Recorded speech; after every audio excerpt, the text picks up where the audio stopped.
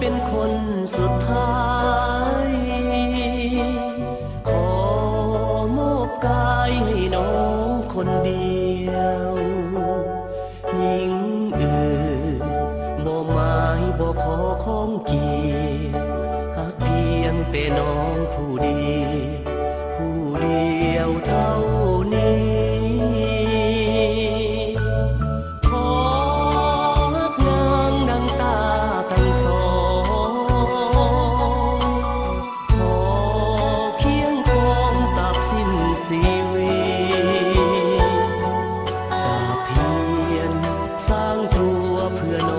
คนดี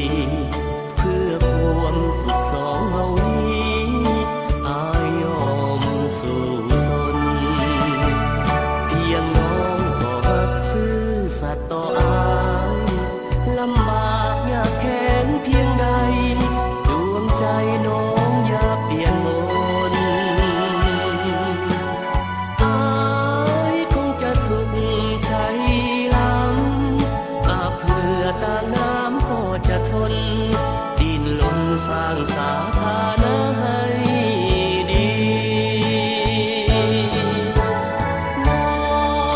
น้องเป็นเพียงใจแก่อาย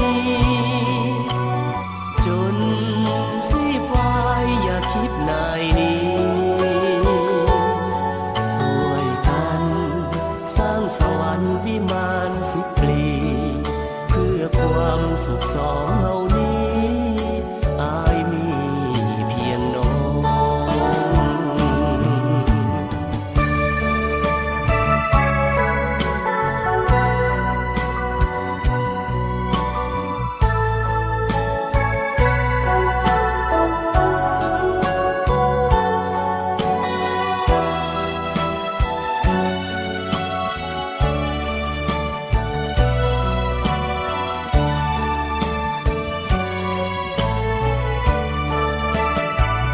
เพียงน้องก็รักซื่อสัตย์ต่ออาย